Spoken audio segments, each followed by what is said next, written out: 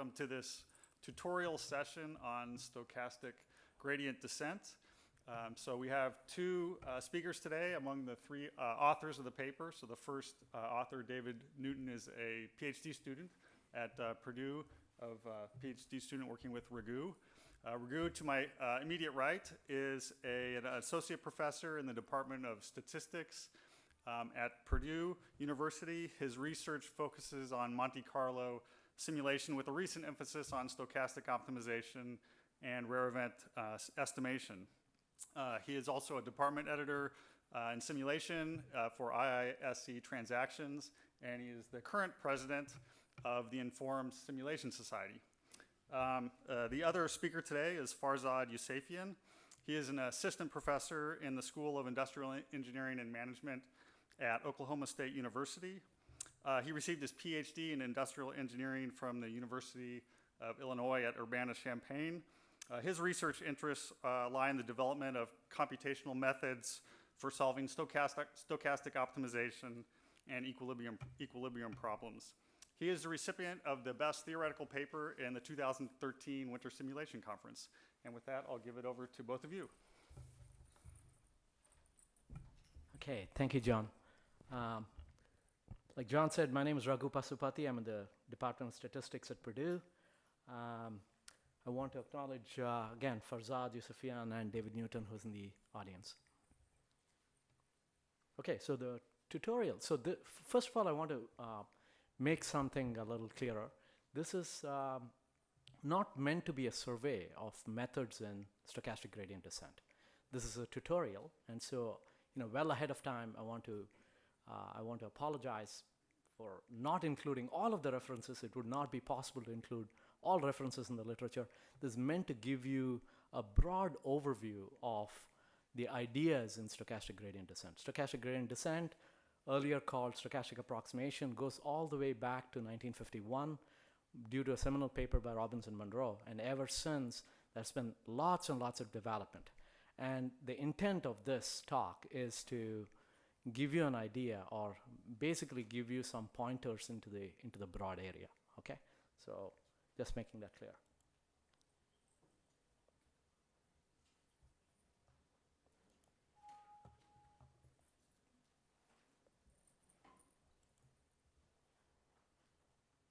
All right, so we thought a lot about how to organize this tutorial, and this is Informs, and so the crowd, we decided was going to be very, very diverse, and so we had to make a decision on how to organize this whole thing.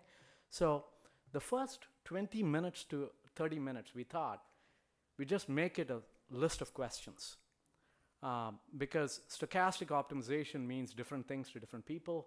So let's clarify some basic questions, and let's get all the terminology right. Okay, so that's what we'll expend our energies doing in the first 20 minutes or so. It might go into about 25 minutes or maybe even 30 minutes, depending upon how you feel. And once that is over, the second module, like we call it, is SGD for smooth context. So here again, we had to make a decision. The literature on stochastic gradient descent kind of splits nicely across smooth problems and non-smooth problems. And so that's roughly a good way to divide these two. And so we'll do some questions right in the beginning. Then in module 2, we'll talk about stochastic gradient descent for smooth functions. And then the last module, module 3, we will talk about stochastic gradient descent for non-smooth functions. All right? All right.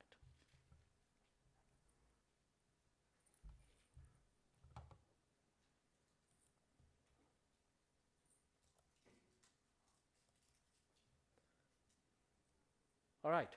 So to start with, what is SGD and why has it drawn so much attention recently? Okay, so SGD, also known as stochastic approximation, like I noted before, in 1951, Robinson Monroe wrote a paper, and it was titled something like, they used the phrase stochastic approximation in the paper, and the point was to find the root of a function, so to speak.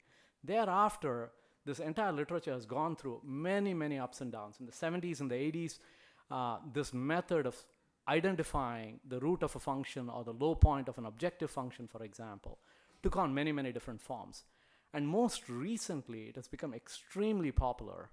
And this has been, very loosely put, this popularity has been due to the rise of machine learning and big data. Okay, just to give you an example, and particularly within machine learning and big data, particularly due to classification problems. So as an example, take text classification. So here is a really quick, broad, loose description of text classification. So you have text documents needing to be classified according to a set of topics based on a number of occurrences of a vocabulary consisting of words and phrases. So you have a bag of words, right? And based upon the number of times each of these words occurs in a particular document, you want to classify the document as belonging to a particular set of categories. So the categories could be history, politics, so on and so forth, right? So the clues that you're getting, so to speak, are the various numbers of occurrences of which, from within a bag of words, the number of times each of these words occur are the hints that you're getting, so to speak, and you want to classify them according to different topics. Okay, so this problem of classification is as old as statistics itself. I mean, the problems such as binary classification have existed forever, and they were routinely solved all through. But only in the last 20 years or 30 years, for example, they've taken on new life, and primarily because the data sets have become extremely big. So earlier, if you go into a statistical packet like SAS or Minitab or so on and so forth, these classification problems through maximum likelihood estimation, you could just plug in, it would solve a problem for you, you won't even notice, you'll get the parameters out. Now, because the data sets are so very big, the underlying optimization problem itself becomes very, very hard. You can't swallow the entire data set all at once, so you need to develop very specific optimization methods that are taking into account the fact that your data set itself is very, very large. Okay? So that has led to very new methods and development in stochastic gradient descent per se. So in a nutshell, these ideas on machine learning and big data have caused further life, have breathed life into this area, in my opinion. Okay, so you see, it is quite amazing the diversity of problems that have come up in kernel regression, classification, and application-specific problems in healthcare, transportation systems, finance, multi-agent systems, and so on and so forth. I want to call to your attention two references. I wish I had put the author names here. The first one is Leon Botou, Jorge Nosidal, and Frank Curtis, three-author paper. It's somewhere, you can easily find it on the web. I don't believe that it's been published already, but it's a 80-page monograph that has plenty of examples. The second one is a paper by, again, Frank Curtis and Katja Scheinberg, which appeared in a tutorial last year. Again, a really nice paper, and lots of examples there as well. I'll be happy to share these references. Okay, generally, these problem settings involve uncertainty, high dimensionality, nonlinearity, and the need for distributed computation. SGD and variations have become natural paradigms because they're easily coded. They require low computational cost per iteration, low memory storage, and lend themselves to distributed implementations. So these are very special, really nice properties that SGD naturally has, and you'll see this as we go forward. What is stochastic optimization? What is the stochastic optimization problem? What is its difference from empirical risk minimization? These two phrases are often confused, okay? And so let me make this clear. What we mean by a stochastic optimization problem is the following. I have a function little f of x, and that little f of x is expressed as the expectation of some other function that we are able to observe, right? So, for example, in the text classification problem, this little x is the decision variable, and it could be the parameters that you use in your loss function, for example. Okay, so this is the decision vector. You wish you could optimize an expectation with respect to this decision vector, but you don't know the expectation because it's an integral. But you can observe capital F, either through a simulation or it's actually given to you using a data set. Okay, so the real problem you want to solve or you want to minimize is little f of x, right?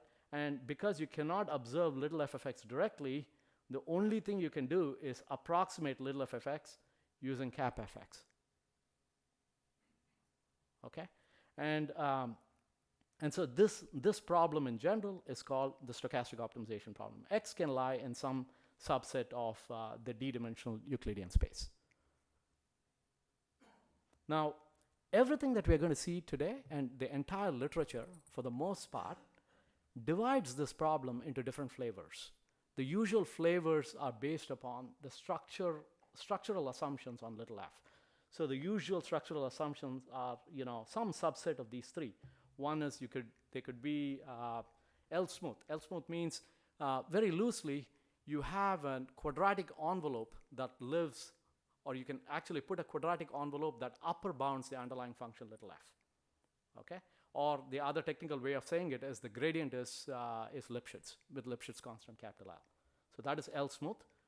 Convex, we all know convex. C strongly convex means this is just the dual of this. So basically, instead of putting a quadratic envelope on top, you have a lower bounding quadratic envelope. And the second derivative of the lower bounding quadratic envelope is little c.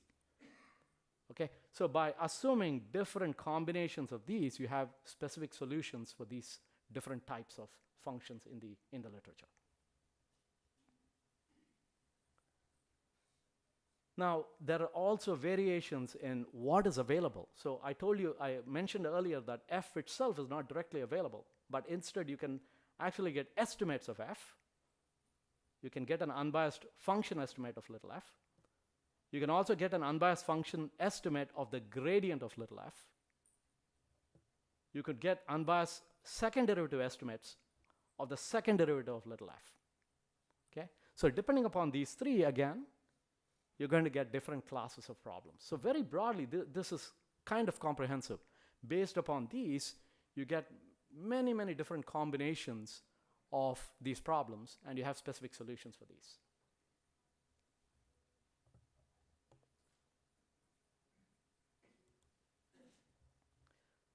What is the difference between stochastic approximation and stochastic gradient descent? Well, some authors have made really nuanced differences between these two, and as far as I can tell, there really exists no difference. These terms have been used interchangeably. When Robinson Monroe first introduced their methods, they called it stochastic approximation, and any variation of that recursion over a period of time has been termed stochastic approximation, so to speak.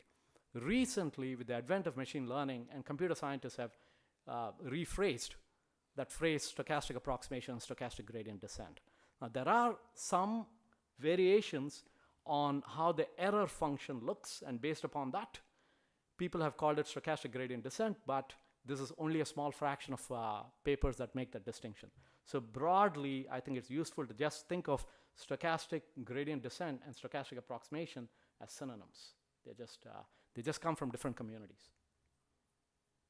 That, by the way, is Herb Robbins when he visited the department I'm in right now in 1966. Okay, so what does it mean to solve a stochastic optimization problem? What does it mean to solve it? So let's forget this for just a moment. Let's just think of this. So we are looking to minimize a function f, which we do not know. It's expressed as an integral. And so, but you're able to observe the inside part, so to speak, at a requested little x. So most of the algorithms that are constructed to solve such problems are necessarily iterative.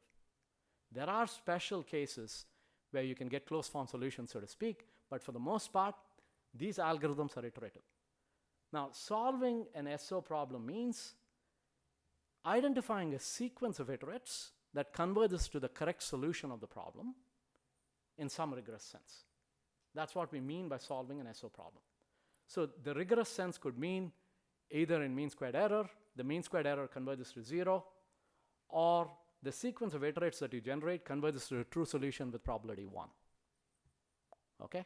So one of these is typically what is used. So when we say we have solved an SO problem, we mean generating a sequence of iterates whose mean squared error with respect to the solution converges to 0, or it converges with probability 1. In a situation where the underlying function is non-convex, then we are talking not about global optimization, we are talking about local optimization or even first order critical points. So convergence is to a first order critical point. No guarantees on attainment of a local minimum. That's how it should be understood. In general, vanilla stochastic gradient descent does nothing really to make sure that you converge to even a local minimum for the most part.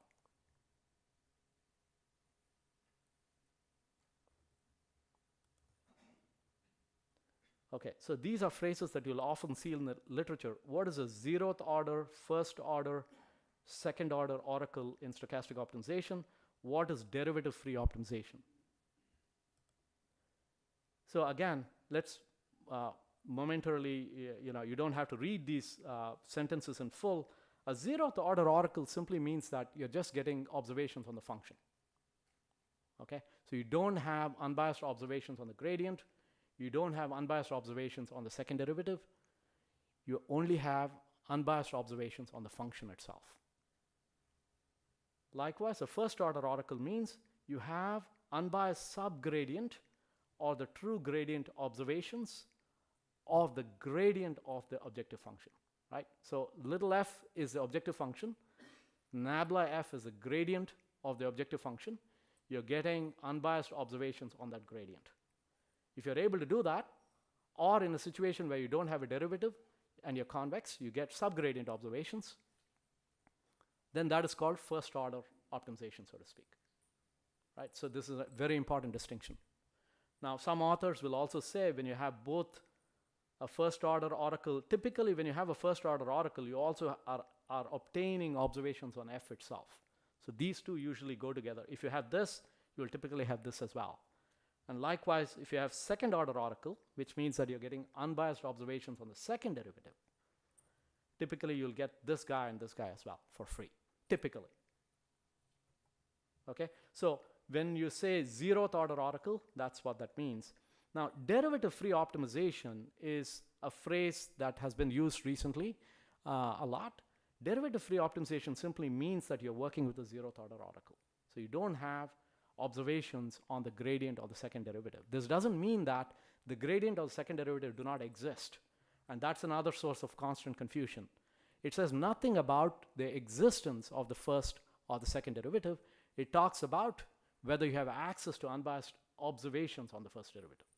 So if you are looking to find a good direction to move for your optimization, you need to do something different. You don't have observations on the gradient. That's called derivative-free optimization. The really standard reference for this is in the deterministic context is Andy Kahn, Katja Scheinberg, and Luis Vicente, okay, from 2009. Okay, so what is simulation optimization? What is stochastic programming?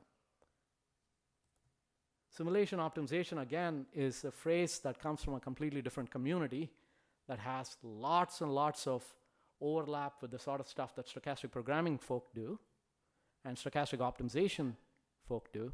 Again, big overlap. Loosely, simulation optimization is stochastic optimization where we have a Monte Carlo oracle broadly interpreted.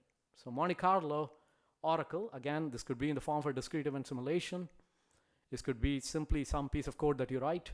In fact, you can even interpret Monte Carlo as random draws from a database. So in other words, if you have a database of a really large number of observations and you're randomly drawing observations from it, that's a form of Monte Carlo. So it falls squarely within it. Okay? So any place where you have such a paradigm, we call it simulation optimization. Now, we are going to come to this, but simulation optimization also has a flavor, a broad class of problems which are derivative free in the sense that you cannot observe derivatives directly. And in fact, a large class of problems that appear within simulation optimization look like that. We are not going to deal with derivative free stuff in this tutorial. Now, what is stochastic programming? Well, this again is a really broad umbrella term. Loosely, mathematical programming problems that involve random variables. Okay, so whenever you have expectations, you have probabilistic constraints, all of these are grouped under this umbrella term that has appeared, and that's been called stochastic programming. A really famous example is two-stage stochastic programming, where the objective function is of the form C transpose X plus the expectation of QXI, where QXI is the optimal value of the second stage problem, which itself is an LP. And that LP has random variables. Okay, so the random variables in here, if you notice, are Q, H, T, and W. These are random, and they appear in the second stage. And the expectation of the optimal value of this guy appears right here. So this problem can be shown to be convex under certain conditions. So it has a linear term, and because of this term, it just becomes convex totally. Okay, so this has become very, very popular again because of lots and lots of application. And this is a type of stochastic programming problem. Of course, you have many, many different variations on this. This is just an example.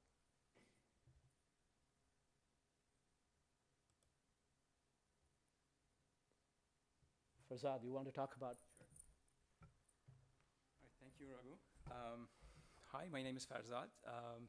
Just to remind those, just to tell those who were a little bit late, we are in Module 1, and we are answering typical questions, standard questions about SGD, general questions. And then the plan is to go through Module 2 and 3 in the in the second and third half an hour. So that's the plan. So let's continue with these questions. Question number 7, what are some important SO problem classes? And this is just to motivate this topic for those of you who are not familiar with the applications much, and or you have not done much research in this area. But for those of you who have done research, this should be trivial. So this is the class of problems that, as Raghu mentioned, empirical risk minimization. And this is the general format of it, but it has many different applications in different areas. And so you see that this sample average type of term, and this is the R, or risk function, or loss function is called. And then this AI is the input vector, BI is the output vector. And to relate this to the original formula, which was expectation of f of x and psi, you can think of this couple AI and BI as just realization of that psi. So basically, and that's how that format of expectation relates with big data. And the main reason it's called big data is because this n is usually very large. And the larger, the better, actually. We can get a better approximation of the true expectation value. And I want to also mention that D is another important, or dimension is another important factor. The very first slide that Raghu started with was back of board problem, and usually in that application, D is also very, very large.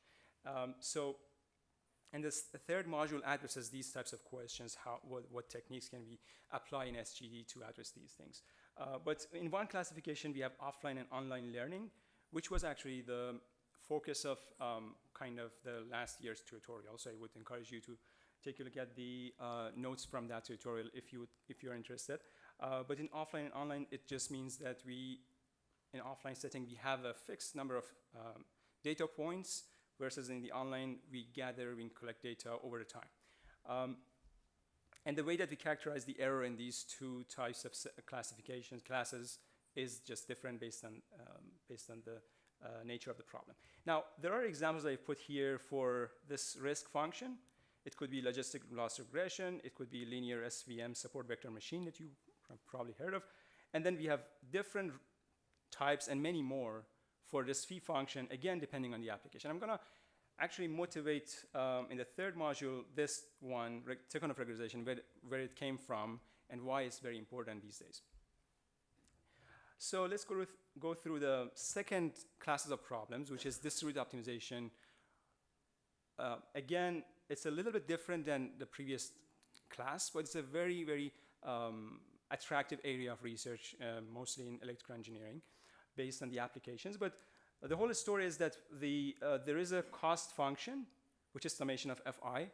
And in this setting, there are different agents who actually have these cost functions Fi.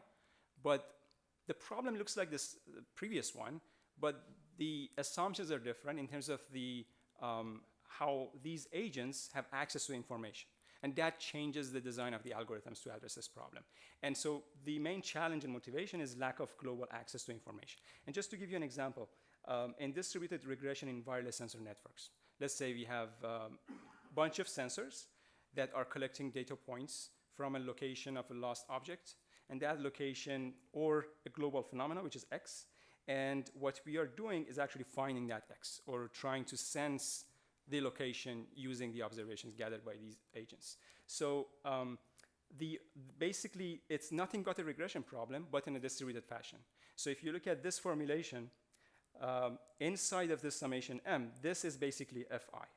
And this Fi function is the regression loss function of that agent, which is nothing but the sample average of loss that I mentioned in the last slide. This is the output, or what agent I observes over time t, and that the term g is a model function that it could be different models. And then we have a summation over different agents. So these agents collectively gather information to find or locate an object. There are many different variants of this. The other application, which is image processing, and this problem got very popular in 80s and even in 70s, and that's how Andrei Tikhonov and his great contributions to ill-posed problems was motivated. Part of the motivation was addressing these problems, and these are very famous problems in that they are very famous because of the advanced versions of these. And I'll mention a few applications that are more up to date. But the story is that we are looking for an image X, and what you are given is this one. That is a blurred image, and you're looking for a de-blurred image. And there are a bunch of matrices that are basically what they do. They blur the image, and that's why these are called linear inverse problems, because the way that we treat these problems is the opposite. So A is the blurred or blurring matrix or operator. We would like to find an X such that if we actually blur that picture, it looks like what you already have. And the issue, and the main issue here, is that this Z is the noise that usually exists for different reasons. And it's different than the noise that we usually talk about in a stochastic optimization. But what it does is that mainly, I'll again mention the details about this model, but A usually is ill conditioned, which means that the maximum eigenvalue over minimum eigenvalue is a very large number, more than 10 raised to 10 or something like that. And for that reason, even with a little noise, you will actually, if you solve this model with just a 0 mu, which is the norm 2 regularizer, you will not get anything. You may get a very, like a black picture. But if you do regularization, you actually recover from that noise. And so I'll talk about the details. But if you would like to connect this to, again, expected value form, you can actually rewrite this term as a summation. And depending on the size of the problem, it could be a very large summation. And then you can take samples of that problem. So lastly, I want to just mention that throughout the next part of the talk, we will talk about convergence, and we'll cover some algorithms and compare them.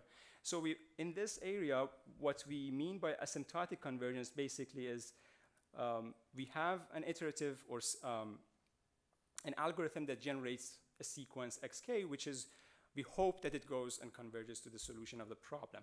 Now, there are different error metrics that we can use. We can see how far that is from the solution of the optimal set of the optimal solutions, or we may actually more care about the objective function rather than the solution set.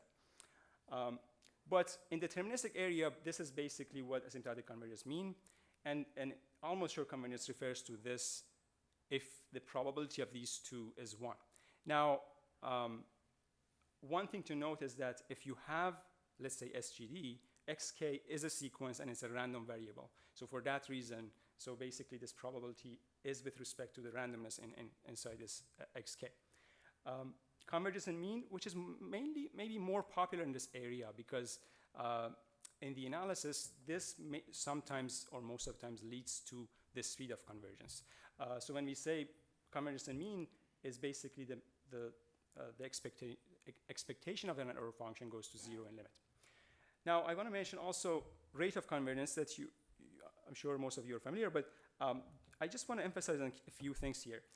Usually what we talk about rate of convergence is something like big O of 1 over k raised to some constant. Let's say SGD for a strongly convex is 1 over k.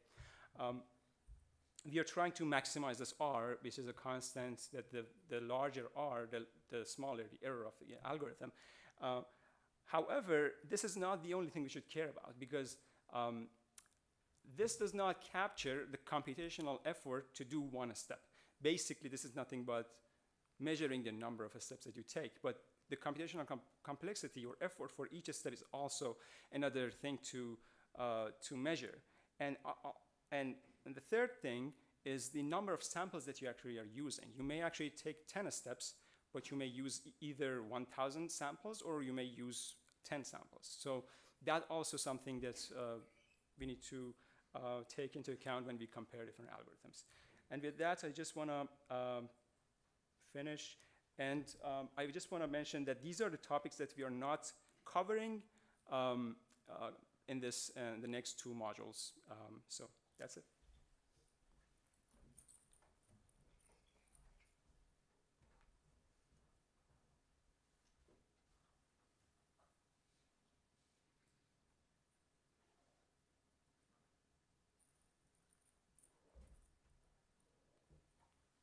So just to make things a little easier for me, I'm going to stand here, if you don't mind. Okay, so just to remind all of you, this is the...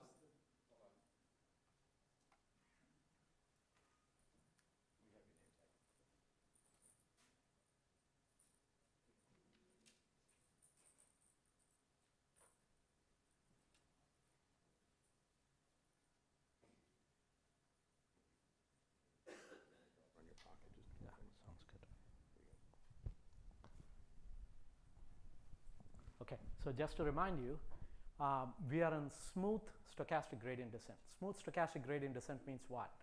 We're trying to solve a stochastic optimization problem. Again, to remind you, stochastic optimization is we're attempting to minimize a real valued function that is an expectation.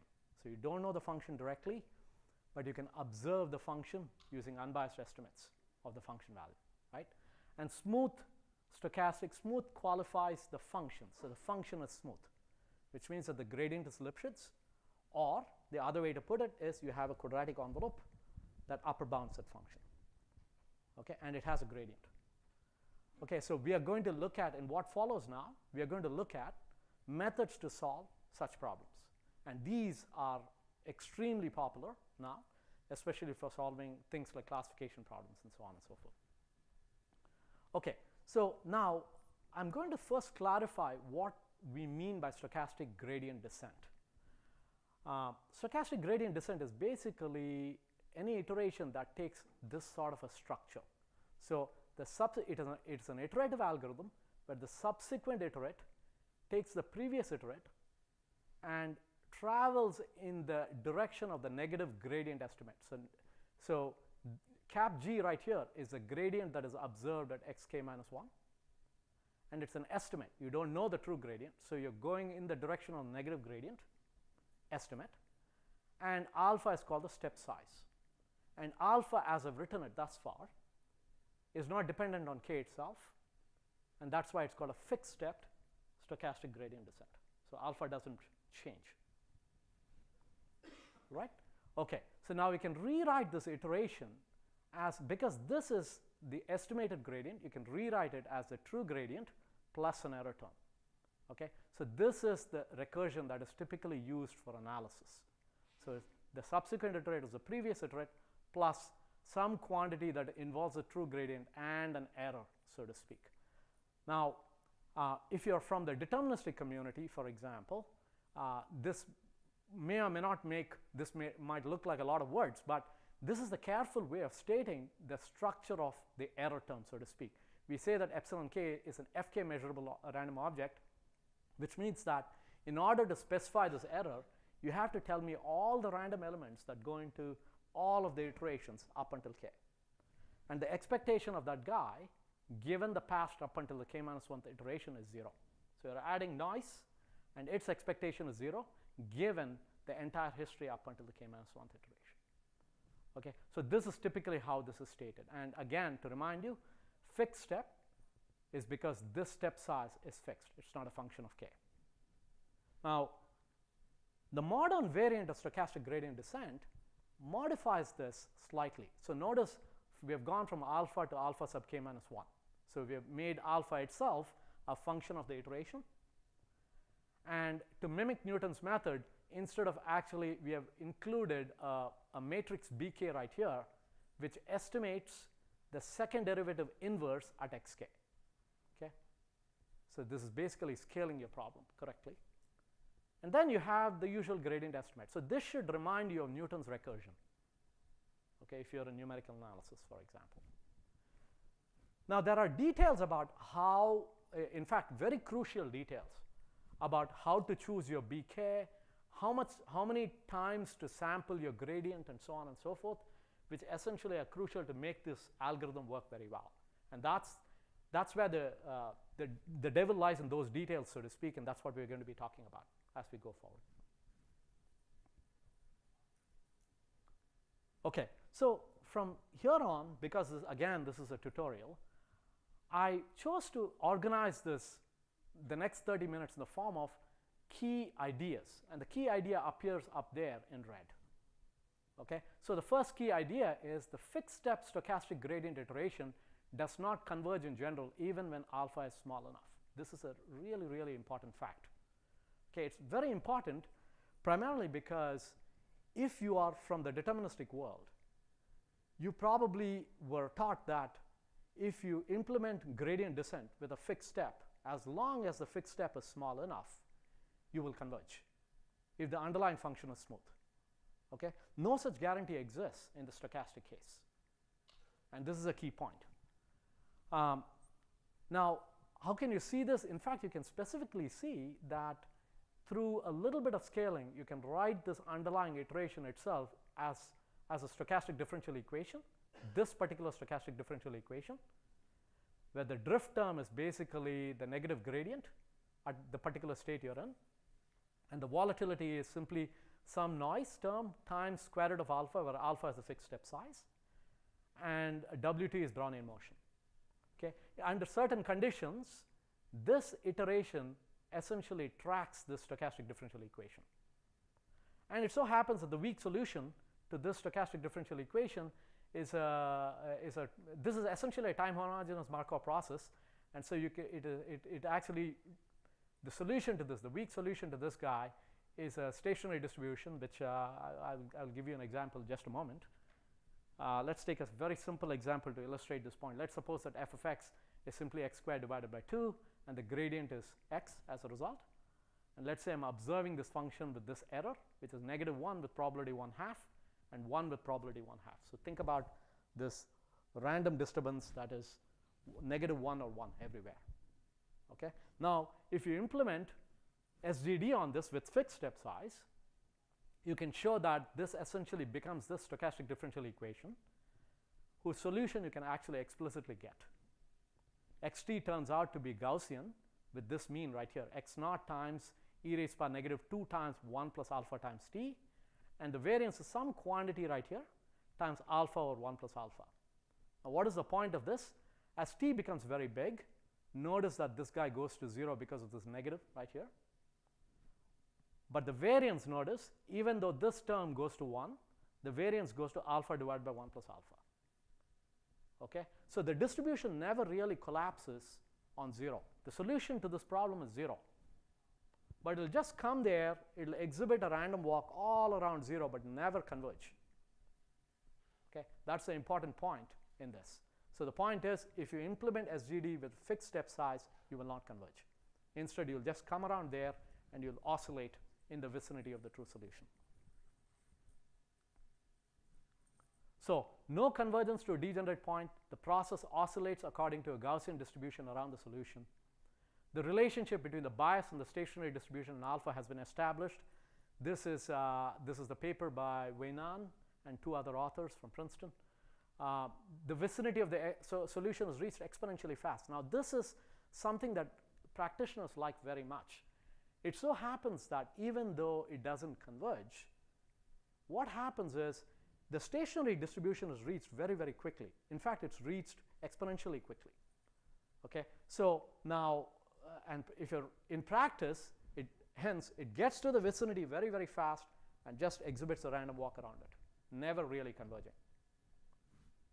So what a lot of practitioners will do is they'll just use a fixed step size, and as soon as they kind of see it hovering, they'll chop the step size by a factor and then redo it, and so on and so forth. By contrast, again, the same point that I made before, recall that for all smooth functions, deterministic gradient descent converges to the correct solution if the step size is small enough. Right? So that's the first key point. Okay, now, so what did people do? People realized that because of this, you need to actually lower the step size. You have to kill noise, so to speak. The reason why it's exhibiting oscillation is because you're not getting the true gradient. Okay, so you have to kill the noise associated with the stochastics of the gradient. You can do this in one of two ways. You can sample more progressively as you go across iterations. That's not especially popular. It has only become popular lately. Or the other thing you can do is you can progressively make your step size smaller, in the process killing the noise, so to speak. But you have to do that carefully. Your step sizes cannot become smaller too quickly, but they have to go to 0. So you have a condition for it. So essentially you have to choose your step sizes so that they sum to infinity, but their sum of squares is less than infinity. So one such step size is simply a constant divided by k. That's the most popular step size that people will use. Okay, so that's precisely what we are stating here. Now, just because I want to make a particular point, I'm going to assume that F is C strongly convex and L smooth, with minimum located at this unique minimum that I'm calling x star. And I'm also calling, just for ease of notation, I'm calling delta k as the mean squared error associated with the kth iterate xk measured from x star. All right? And so we are going to try and understand how delta k behaves. Now, forget about this guy for just a moment. It so happens that if you choose a diminishing step, alpha k, which is a constant times k raised to power negative s, this basically satisfies those conditions as long as k is living in a particular interval. We won't care about that too much, at least for the moment. So alpha k is a constant divided by k to the power s. How does delta k behave when you choose your step size as alpha k as theta divided by k to the s? That's given by this expression. These details are not very important. I'll guide you through what this really says. So let's take the situation where s is equal to 1. So you're choosing your step size to be a constant divided by k. It turns out that this results in the fastest possible convergence rate, and that is given by this term right here.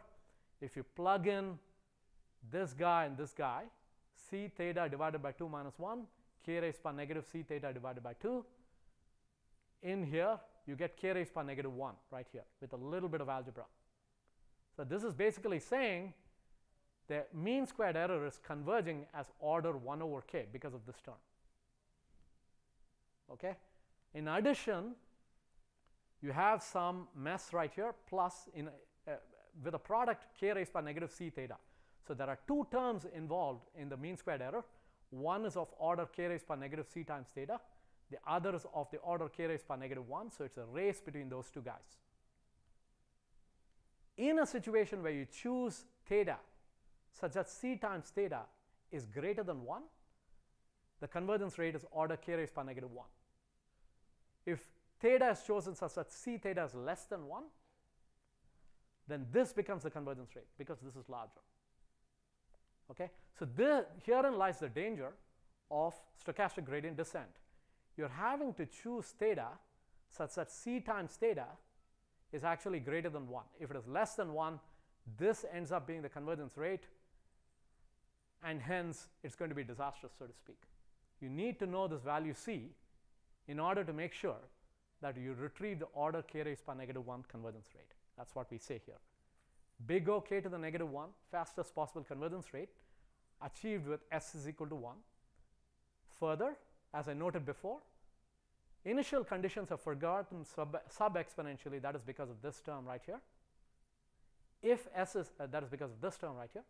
If s is less than 1, and its polynomial if s is equal to 1. So this corresponds to how your initial conditions drop off. And in a situation where you choose your theta appropriately, you'll retrieve the big O k raised by -1 convergence rate. Okay, I want to emphasize this point yet again. That brings me to C, which is the important issue here. Achieving fastest possible convergence rate in SGD is precarious and dependent on the second derivative. This is evident using this example. Let's take this example of a quadratic yet again. F of x is 1/2 c times x minus x star whole square. C is the second derivative, right, of your quadratic. And the gradient is nothing but c times x minus x star. Remember, you don't know this function, and hence you don't know the second derivative. So you don't know the value of c. Now, for this problem, if you actually run stochastic gradient descent with the best possible step size, which is theta divided by k, notice what happens here. There are two terms, as I noted before. One is of the order of k raised by -1. The other is of the order of k raised by -2 times theta c. It's a race between these two guys. And if you choose theta to be big enough, that is, big enough means 2 times theta times c is greater than 1, then you'll get order k minus 1 convergence rate. Otherwise, this will dominate, and you won't get the fastest possible rate.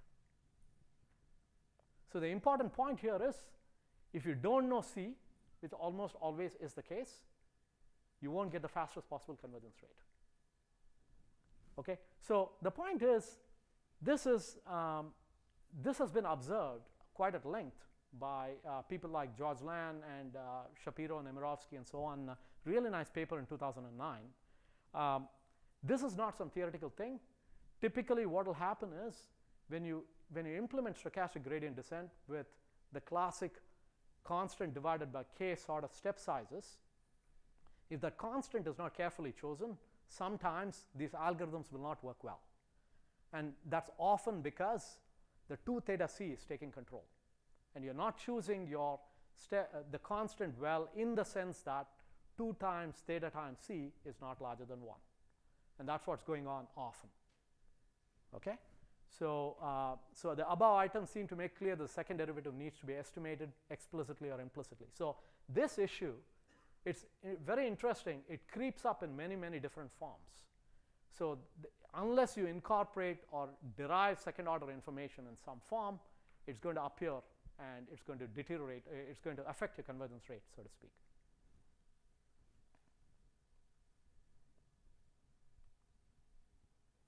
Okay, the rate for diminishing step stochastic gradient for smooth convex objectives, no strong convexity. No strong convexity means you don't have a lower bounding quadratic envelope. So the derivatives can be, the region can be very, very flat. Okay, so the convergence rates, the fastest possible convergence rates could be much deteriorated. And that's what you see in this result. Again, don't worry about these things right here. The most important thing is, in a situation where the function is not rising fast enough, it turns out that under general conditions, the best possible convergence rate is k raised by -1/3. Okay, it's a very, very slow convergence, which is achieved with alpha is equal to 2/3.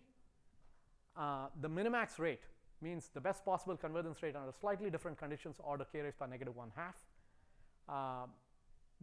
Again, you can get a corresponding case for a smooth non-convex. In all these cases, the most important thing here is, when you lose strong convexity, you lose convergence rate. And that's really, really important.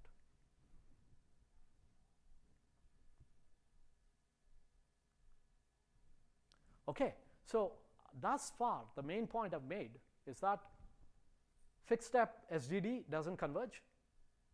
If you have diminishing step SGD, for example, it will converge. But if you don't choose your theta carefully, if it is not large enough, you will pay the price. There's potentially a price that you'll have to pay. Your convergence rate will be deteriorated. So now comes along Polyak and Juditsky in 1992, and they just modify stochastic gradient descent slightly, just slightly. So they take this usual iteration stochastic gradient descent, and all that they do is they average these iterates offline. So they're not affecting the actual iteration in any way. All that they do is they take all of these observations, simply average it, while choosing a constant divided by k as a step size. So very interestingly, once you do this, this issue of needing the second derivative goes away. And intuitively, what is happening here is, even though this averaging looks really harmless, what is happening is you have the stochastic gradient descent, like I noted earlier, it's exhibiting some sort of a random walk around x star. Now when you're averaging it, the average is retrieving the second derivative information from around x star, and it is being reflected in the final results. So here again, forget about all of these terms and let's just carry the intuition through from this one term. This is the main term that Polyak and Juditsky proved. So delta k again is the mean squared error. I'm taking a square root. Notice here that I've stipulated nothing about theta. I've not said anything about theta 2 times theta times c being greater than 1, no such thing. You can choose theta to be anything you want. If you choose it to be, actually there's a typo here. This should be something less than 1. Okay, so there's a typo there. As long as you choose it that way, you will retrieve the order 1 over square root of k convergence rate. So its square will be order 1 over k, which is what we quibbled with in the previous slide, no matter how you choose your theta. More importantly, the numerator here comes from what is called the Cramer-Rao lower bound. It's an information theoretic lower bound, at least for unbiased estimators. You cannot do better than the constant that appears here. So it's the fastest possible rate that you can achieve using unbiased estimators for this context.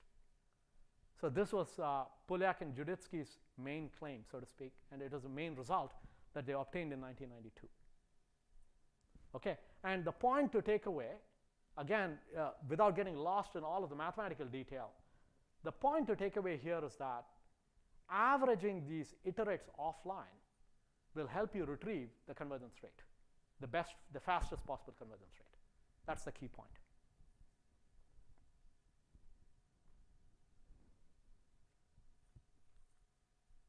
Notice that the big O k raised by -1 convergence rate is achieved without any stipulations on the knowledge of the second derivative. In fact, the Cramer-Rao's lower bound is achieved through offline averaging. One practical issue is when to start averaging. It turns out that, Polyak and Juditsky's results, they depend, those bunch of terms that you saw in the previous slide, these terms right here. All of these terms that I did not discuss. These terms, it so happens, they affect the next order of convergence, so to speak. So when you start averaging, practitioners will typically not start averaging immediately. They'll start averaging after about 10 iterations or 20 iterations or 30 iterations and so on. So when to start averaging has become an issue in Polyak and Juditsky. If you start averaging very early, it turns out that the next order term becomes very large. Okay, so this is one issue that is a source of research at the moment. So the loose intuition again from Polyak and Juditsky is averaging of iterates in some sense retrieves second order information. Second order information is again coming into play in a very central way. Yeah. How do you use the averaging in the iterates? Yeah, that's why it's called offline averaging. So what you're returning to the user is only x bar. So you're doing SGD as usual, but you're just averaging, you're keeping track of all of the iterates you're getting, and you're just averaging them. That's all.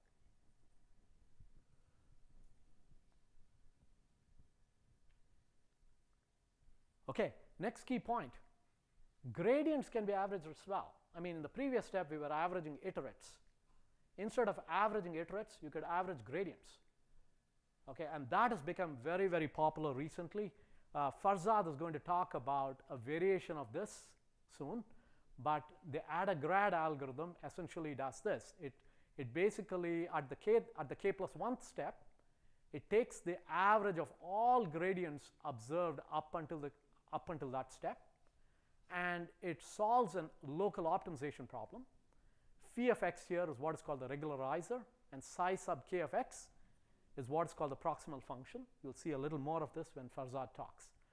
And this particular function is usually a quadratic that is obtained using some sort of a positive definite matrix that is mimicking the second derivative at that point. Okay, you'll see a little more, so I'm not going to say much more about this. Now, one other method that is in the same vein that has become extremely important is what is called SGD with momentum. So if you are from the deterministic optimization community, you probably have heard of the momentum method from 1964. The same name, big name, Polyak, keeps appearing again and again. He wrote a paper in 1964 on momentum or classical momentum methods.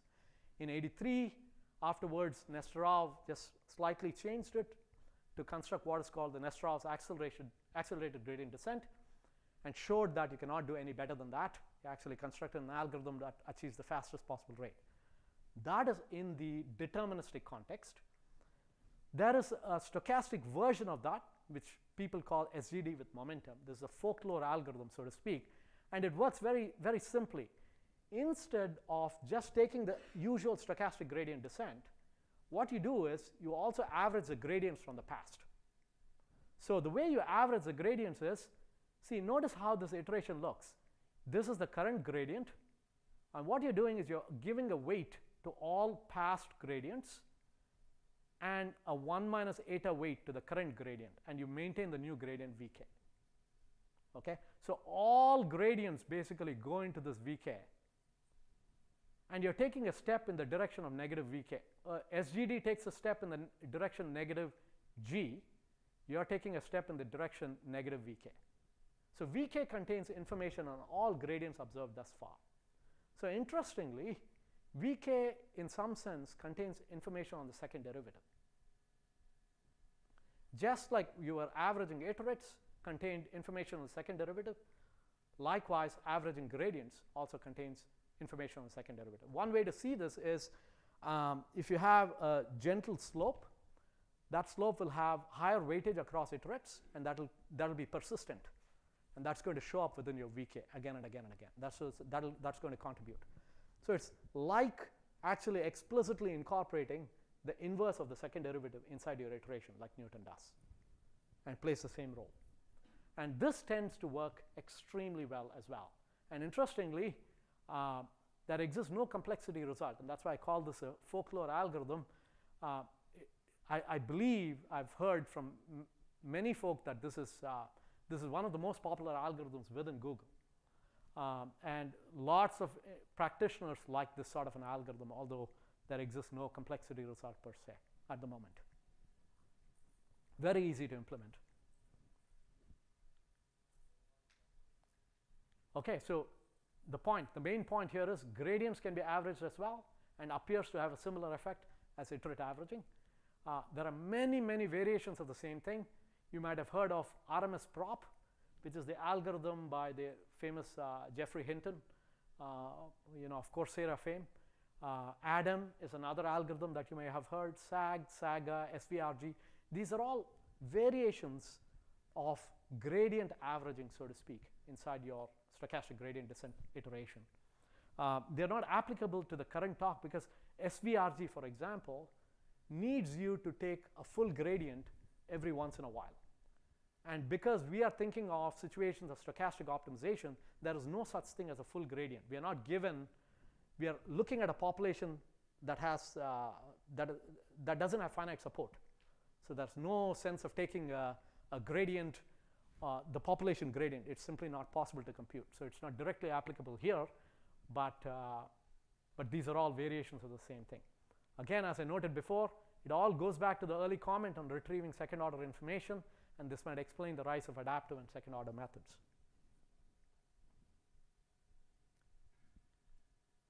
Okay, so now the previous methods that I noted were methods that either averaged iterates or they averaged gradients.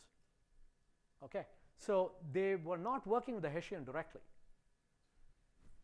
What are called Hessian free methods are those that work with the Hessian directly. But they're called Hessian free because you're not inverting the Hessian explicitly. There's a way to actually use or compute do the job that a Hessian inverse does without actually computing the Hessian inverse through what are called Hessian vector products. And this is the famous conjugate gradient method. Okay, so they are called Hessian inverse, Hessian free methods. And again, this is doing the same job as prior. You're getting some way to incorporate the second derivative, and it works very simply as follows. This is the negative gradient. The gradient, instead of actually taking just one observation, you're taking a bunch of observations. The sample size that you're using is called, this is the set of observations that you're getting. So the sample size, of course, the cardinality of SK. So you're computing the gradient that way. And you're also attaching an estimate of the inverse of the Hessian. Again, as I noted before, this BK is not computed explicitly, but it so happens that BK times or BK inverse times DK can be calculated using Hessian vector products. So this operation can be done very fast. Can the BK be estimated by Fourier method? Yeah, yes. In fact, this particular algorithm by Jorge Nosedal, Richard Bird, and Wu do exactly that. They are computed by LBFGS, or limited memory BFGS. Okay, so once you compute this DK, which is a step, you simply add it to the prior iterate, and you iterate, so to speak. But the key question here is, how do you compute BK? One idea is to use limited memory BFGS augmented with some amount of sampling. And the second important question is, how many times do you observe, or what should be the sample size in estimating your gradient? So these are the two big questions that show up. But otherwise, the algorithm is pretty clear as to how one does things. There are two recent ideas to compute what should be the sample size in estimating your gradient. So again, just to remind you, where does MK come from? We are talking about what should be the cardinality of SK. So how many observations should I take in estimating my gradient? That turns out to be very important. Okay? Of course, you can't keep it fixed, because if you keep it fixed, you're not killing the noise in any way. Okay? So your sample size has to go off to infinity in some sense.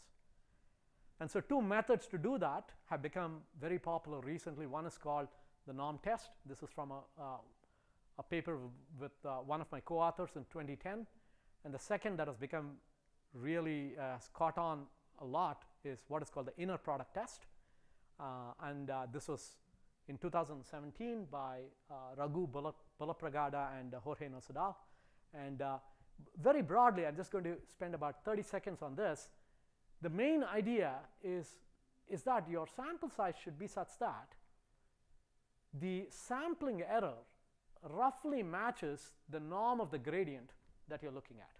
So in other words, keep increasing your sample size and keep calculating the norm of the gradient, and also calculate a measure of the sampling variability. A measure of the sampling variability is what?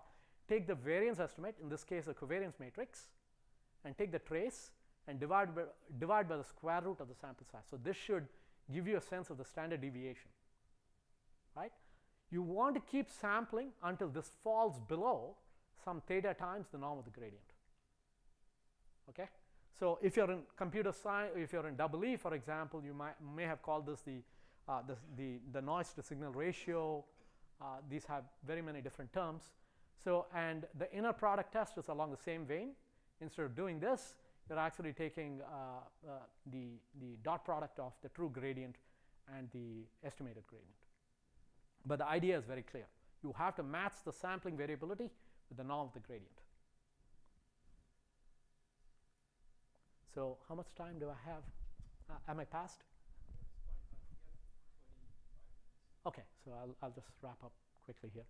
So I think we've seen this result a little before, but the main point again here is the big O of WK raised upon -1/2 Monte Carlo canonical rate is achieved. What this means is the following. If you recall, the early results said that the mean square error in SGD cannot go faster than order 1/k. So square root of the mean squared error cannot go faster than order 1 over root k. And k roughly is the total amount of work that you're doing in SGD. In the Hessian-free methods, you cannot measure convergence rate in terms of k, because at every step k, you might be taking many, many samples, right? So the right measure that you have to use to compute your convergence rate is what is called, what I have denoted as wk, is the total amount of work that you do up until the kth iteration. It so happens that those methods, the norm test and the inner product test under certain conditions, achieve the big O of total work raised to power -1/2 Monte Carlo canonical rate, the fastest possible rate. Now this idea of using second order information has now become very, very, it is a source of a lot of activity recently. Many important papers recently, just in 2016 and 2017, on what is called Newton subsampling have appeared recently. So particularly by Fred Rusta and Michael Mahoney, 2016, and some work by Jorge Nosedal, again, from Northwestern, and his recent collaborators. David Newton and myself, we are working on also variations of the same adaptive algorithms, again to incorporate second derivatives in a Hessian-free way. Okay, so I'll stop there, and I'll again hand it over to Farzad, who will talk about non-smooth optimization contexts.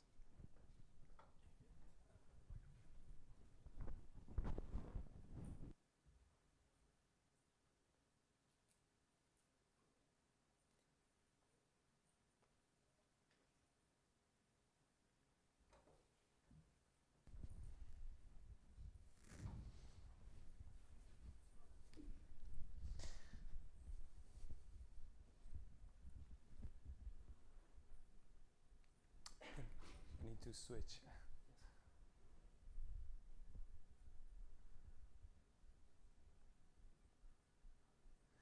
All right.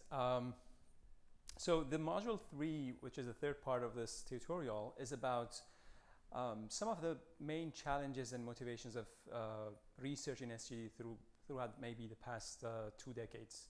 My goal is, by the end of this module, to show you a few algorithms and how, if you're interested in designing one or improving these algorithms, basically see the ideas involved and how these ideas help with improvement of SGD from the classical one to the very or more recent ones.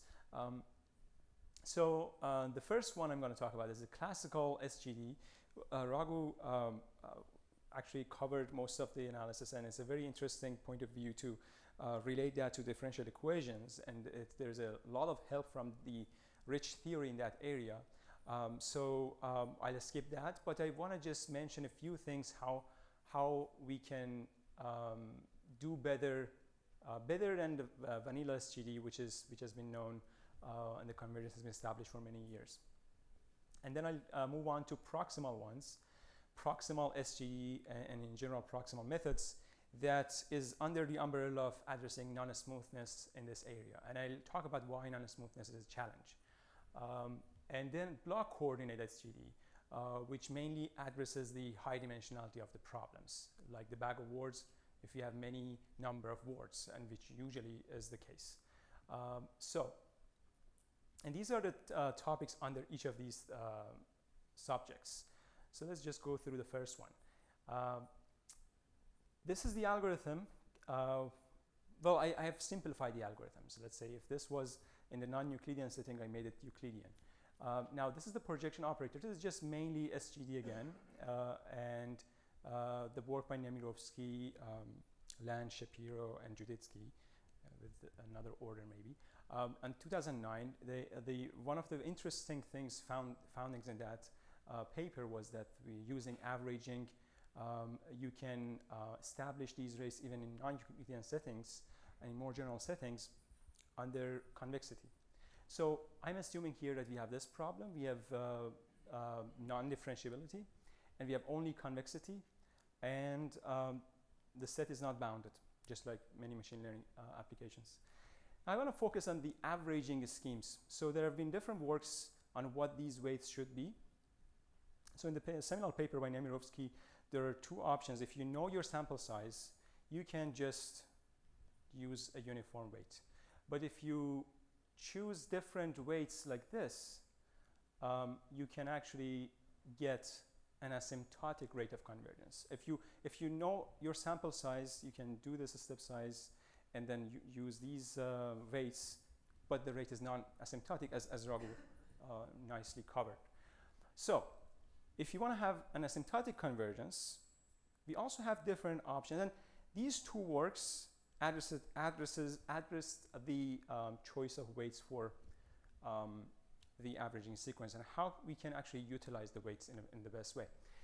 Now, if you look at these weights that are in terms of step sizes, they are actually decreasing weights. And the reason to that is because alpha k, which is a step size, is diminishing.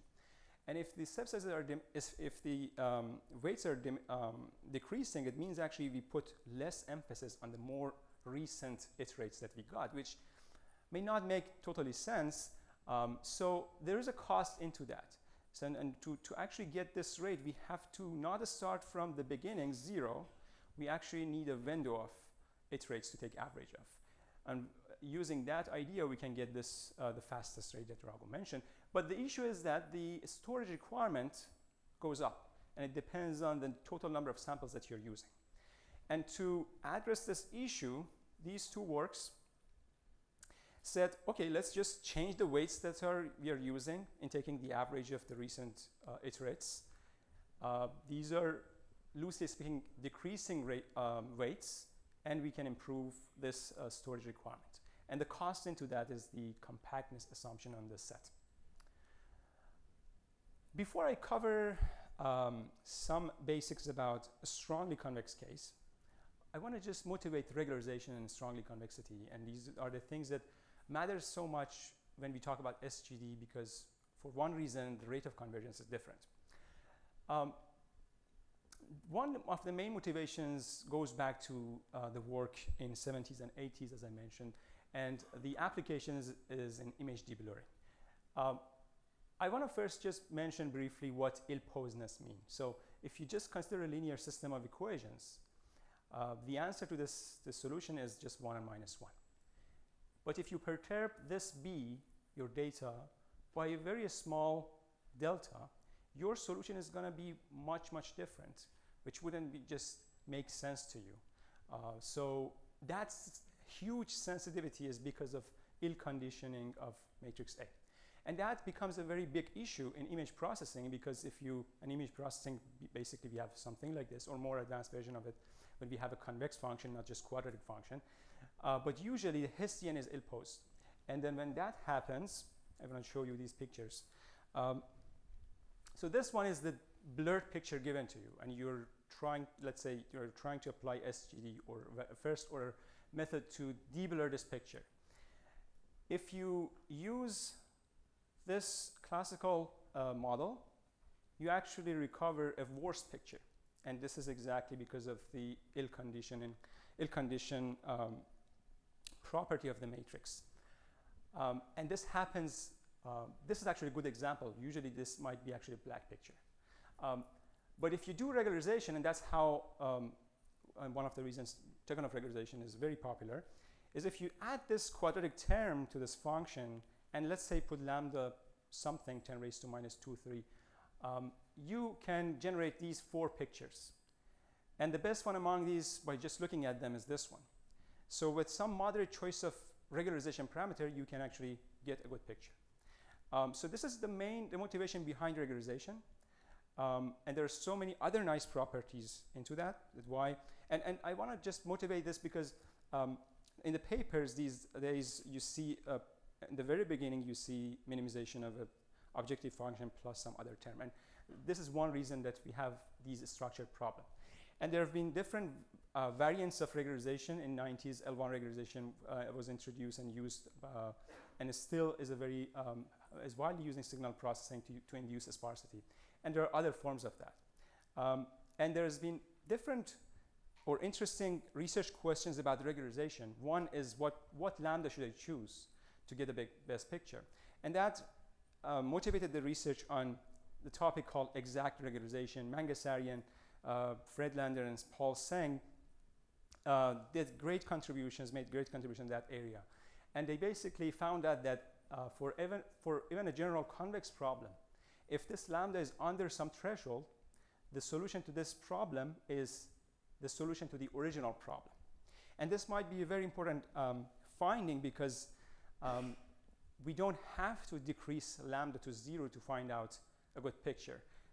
After some threshold, we will actually stick to the original solution. So, and there is math behind that, but I just skipped that. And these days, there's a track of research on iterative regularization, also including the work that I'm doing with Harshal and Mustafa, my PhD students. And that also is addressing the question what this lambda should be. Now back to SGD, because these were deterministic cases. If you now consider a strongly convex case, we have these standard assumptions that Raghu covered. But I just want to emphasize on what the role of this lambda is, because if you just add this small term to the objective function, the convergence speed is accelerated from the order 1 over square root of k to the order 1 over k. And because of that reason, a research question, a very old research question about SGD is what step size should we take? How to utilize lambda in the step size? And it's popular and it's well known that the performance of SGD is very sensitive to the choice of the step size. It shouldn't be too fast, decrease too fast. It should not decrease too slow. Now, one of the works is the work on self-tuned SGD. Now, if you look at this step size, so what we saw in module 2 was 1 over k is a very good choice to get convergence in this case. But the problem is it doesn't utilize lambda much. Now, if we choose that choice of a step size to this one, which is actually a simple one, and you see the lambda inside of this, you can actually show that not only you get the fastest rate of convergence, but also you minimize the constant factor of that rate. And by constant factor, I mean, this is, let's say, the error function in the non-smooth case. So the expected value of your distance from the optimal solution is bounded by something of the order of 1 over k in this case. What I'm talking about here is this red line that says even this constant is minimized. And so with that, basically the MSE of the error of the SGD. And I just want to briefly show you the recent simulation results that Nahid Majlisina and I did for different data sets. So this is RCV data set, the bag of war data set. And so the goal is to compare the performance of this step size with 1 over k. So if you look at the black one is the self-tuned SGD that I talked about, and the other ones are different values for the initial step size of 1 over k. And you can see that by just changing that parameter, this is the y-axis, the error of SGD. It actually is pretty much significant. And not just based on the choices that you make for lambda and your initial step size.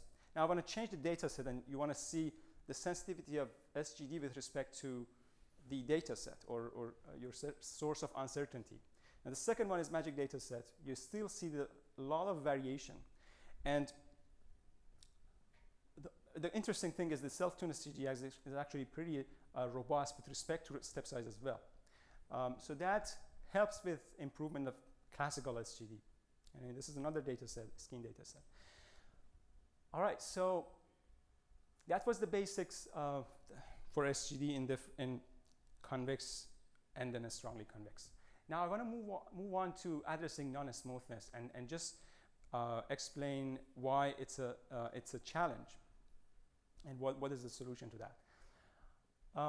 So first of all, not all regularizers are Tikhonov regularization. Some of them are L1, some of them are different types that I showed you. And L1, so different than L2. It's not as strongly convex, it's not quadratic, and it's also non-smooth, versus L2 is smooth. And why that makes a difference, and this I've explained this here. If you choose your regularizer as a non-smooth function, in the deterministic regime, you have to use the standard gradient or subgradient method because it's non-smooth. And then you can achieve this rate of convergence. But what if this f is smooth? If you're using, let's say, logistic regression function. In that case, you're not utilizing that smoothness. So how can we utilize that? And the answer is the idea of proximal gradient methods. That you see a huge improvement to this rate. And this was a work which was motivated by the work by Nesterov in 80s. And this is a paper by Amir Beck and Mark Tabul in 2009, which is a very it's a seminal work and it is very popular. So now I want to just motivate the idea of proximal schemes and why they're popular. So this basically, I'm going to go through the efficient methods, SGD type of methods to address this problem. But in the beginning, I just want to consider deterministic case and then move on to the stochastic case. G can be L1 regularization, or it can be indicator function of a set. And in that case, this problem is equivalent to addressing a constraint problem. So it actually, proximal methods actually address also constraint problems. So Moreau defined this very interesting mapping, which is called prox mapping, and it's the basics. It's the basically foundation of proximal mappings, proximal methods, and that it has many nice properties. I have mentioned a couple of them here. One is that again, if this gx is indicator function of a set, you have just projected SGD, just the classical SGD. If you have L1 norm here, you can get this well-known software Schrödinger mapping that is popular in machine learning and signal processing. What it basically does to X, it actually makes it sparse. It rounds it off to the numbers close to zero. Now, a close related topic to this prox mapping is the function MF. And this function MF is the only difference that you see in the definition of this versus prox is that instead of argmin here, I have min or infimum. So it turns out that this function, MF, first of all, it's a smooth function. You can see it as an approximation of function f. It basically, what it does, it approximates f by a smooth function. And that's very helpful with acceleration. So one of the amazing thing about this function is that f and mf are two different functions with the same minimizers. If I find the minimizers of mf, those are minimizers of f. MF is a smooth, and the idea behind this design is that it actually uses this idea that if you have a non-smooth function, if you have a function in general, and regularize the dual of that function, it becomes strongly convex. And then the dual of that function is smooth. So it's a very well-known result that says a function is strongly convex if and only if its dual is smooth. So that's how smoothing and regularization are tightly connected. So that's why it's called Moreau Yousefian regularization. Now let's see how it looks like. This is function, non-smooth function f, which is this absolute value. What mf does, it makes it smooth, and note that the minimizers of these two functions are both the same. And you can actually choose different lambda values to choose the one function that you want to smooth. So this is basically one idea for smoothing and how you can accelerate a gradient method.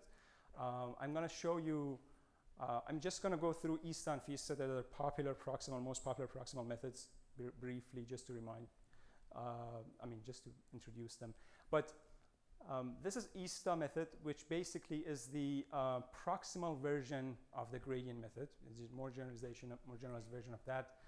So it basically prox in terms of 1 over smooth parameter of function g, and the rate of convergence for this is 1 over k, even though function f is not smooth. So it's an acceleration. But what is the cost of having a proximal method? The cost that we are paying is the computational complexity of this prox, something like projection. So the function g is usually a simple function. Otherwise, this would not be an efficient way. Sure. And then the accelerated version that Raghu mentioned, the idea of momentum, that how I can accelerate the gradient type methods, is the well-known Feast-Law method. So I'm going to just, now let's get back to SGD. The question here is, if we use, instead of projection, if we use something like soft thresholding mapping to make the solution sparse, which is very applied in machine learning, basically solving this problem, what can we do? What is the extension of ESTA to the stochastic setting? It turns out that we actually lose the rate because of the noise, but we get convergence, which is amazing because we actually will generate sparse iterates because of this nice operator. And that's one of the things that is maybe as important as the rate of convergence. There are different smoothing techniques that can be used, but this is another one. And this is something known for maybe 100 years, more than 100 years. But what made it recent and applied in research is how it's connected to SGD. So let me just briefly talk about this technique. If you have this function, consider the approximation of that by expectation of that function plus a random variable, let's say uniform. And this is an artificial random variable you introduce. Basically, you have this function, and with a uniform random variable, if you calculate this function, you can actually get a smooth function, quadratic over here and here. And this is another smoothing technique. But this is called local randomized smoothing. But how can we use this within SGD? Computation of this expectation is usually expensive, and that's basically the story of SGD. I mean, what it addresses is it tries to find a way to approximate the function or gradient efficiently. So, by the way, what I mean is that f epsilon is a very expensive function, but why not just using stochastic approximation by taking samples of gradient of this function? So that's the whole idea. So the only thing, the only change here is that we can apply SGD, but we just need to perturb this variable xk by a random variable zk. Now, the difference between this zk and psi k is that psi k is inherent uncertainty within your data set. And that's part of the problem. But zk is artificially introduced by us to make the function smooth. So I don't have much time to go through the third part. I just put this if we have more time. But maybe I use 2 minutes to briefly explain the idea of addressing high dimensionality. I already mentioned why high dimensionality is an issue in optimization. One example was the text classification problem. And there has been research, again, started in 70s. But what was interesting was that the challenge in these methods called block coordinate descent methods.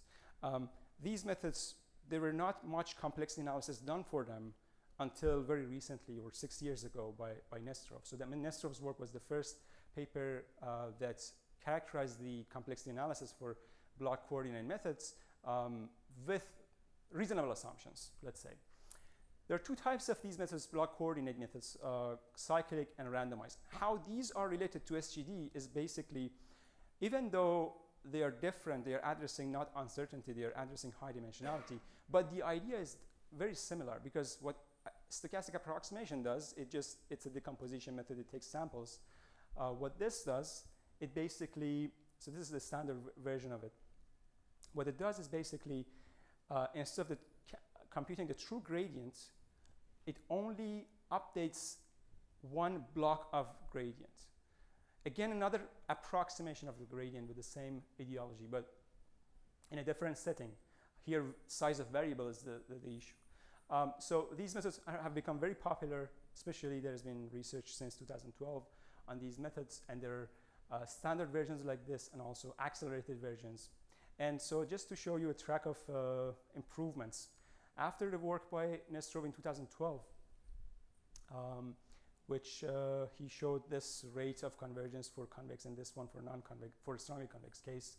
And the question was, how can we improve this? So there, in this work, it turns out that in block coordinate descent methods, basically what we do is at each iteration we choose a coordinate to update with some probability. If you choose this probabilities wisely, you can actually improve the rate of convergence, and that's the story up to 2017. And one interesting thing about this is that this was the first time that the complexity of the accelerated version of block coordinate descent method is not in terms of the number of coordinates, which is b. So I just want to stop here, and thank you all.